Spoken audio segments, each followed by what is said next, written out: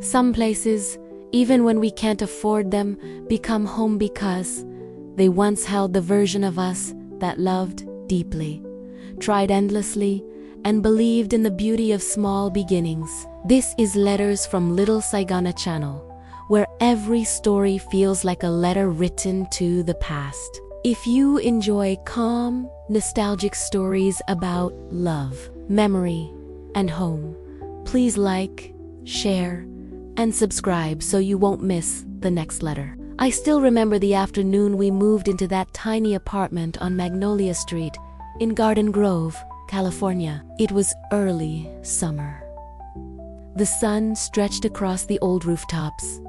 The air smelled faintly of cut grass and ocean salt from miles away. The apartment was on the second floor. The stairs creaked under our feet, and the paint on the walls had started to peel. But when the landlord opened the door and light filled the room, I felt something warm stir inside me. It wasn't much. One small bedroom, a narrow kitchen, a single window that looked out to the parking lot below. But I thought to myself, we can begin here.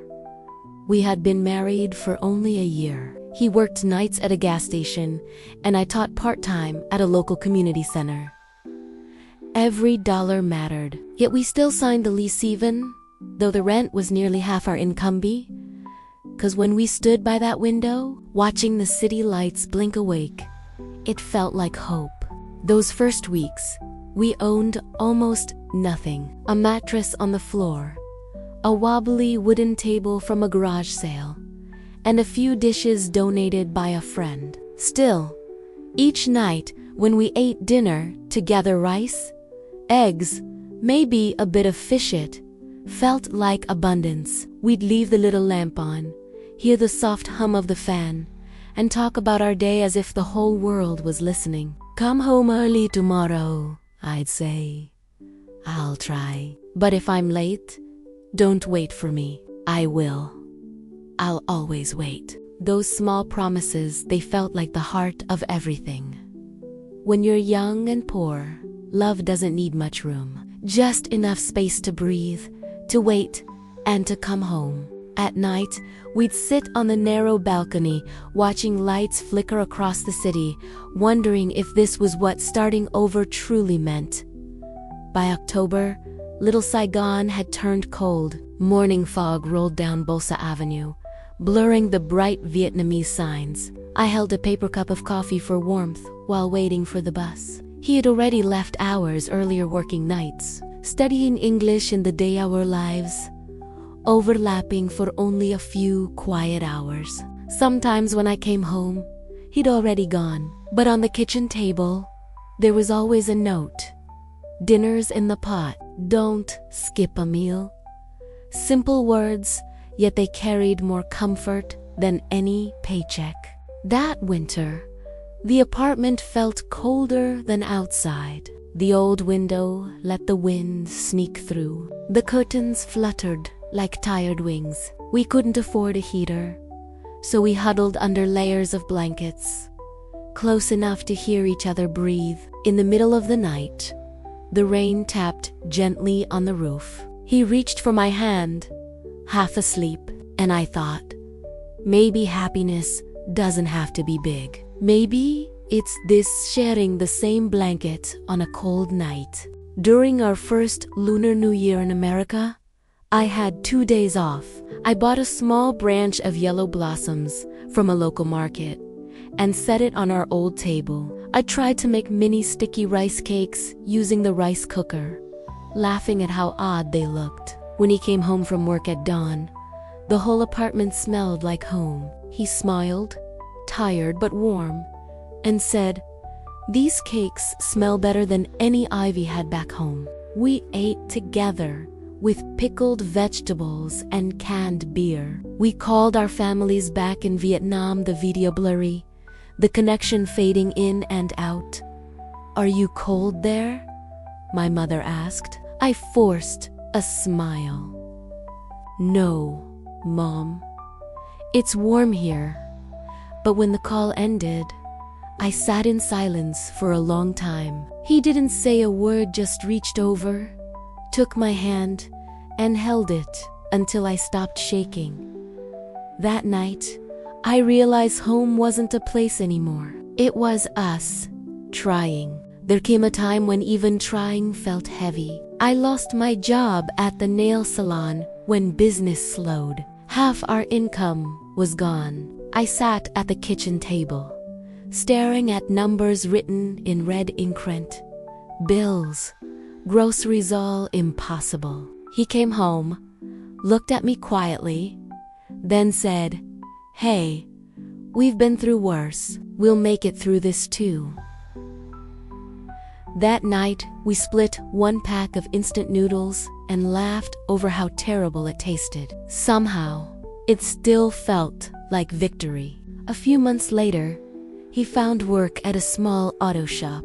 I started cleaning offices on weekends. We saved little by little, enough to pay rent, enough to send a few dollars back home. Slowly, our apartment came alive again, with the smell of rice, the hum of the radio, and the rhythm of two people still believing in each other. On our second anniversary of moving in, he surprised me with a small bouquet from the 99-cent store. He said, smiling shyly, 2 years. Can you believe it? I laughed, then cried. It wasn't the flowers, it was the fact that he remembered. That night, we ate dinner by the window, watching the city lights again. I said, someday we'll leave this place, but I'll miss it, you know? He nodded.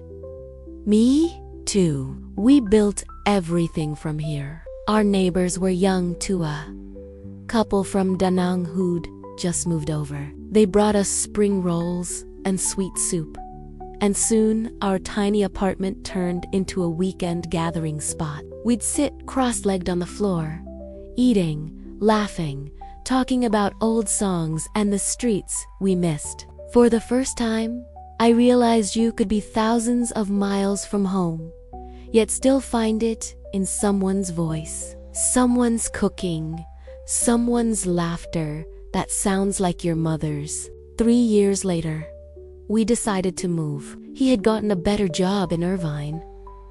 I was hired full-time at a new office. We found a small house in Fountain Valley, Breeder. Newer, quieter. On moving day, I stood in the empty apartment, tears falling before I could stop them. The walls, stained and uneven, seemed to echo with our memories. Our first meal, our first fight, our first shared dream. He put a hand on my shoulder and whispered, "Let's go." I turned, smiled through tears, and said, "This is where we were poorest, but also happiest." Outside, sunlight spilled across the old balcony.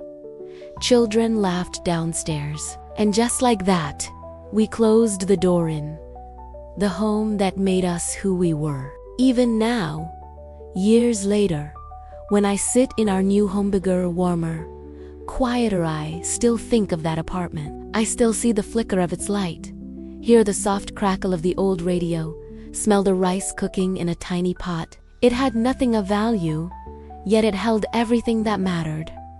Our courage, our youth, our love that refused to give up. That place taught me something I'll never forget, that a home isn't defined by how much it costs, but by the hearts that refuse to leave it behind.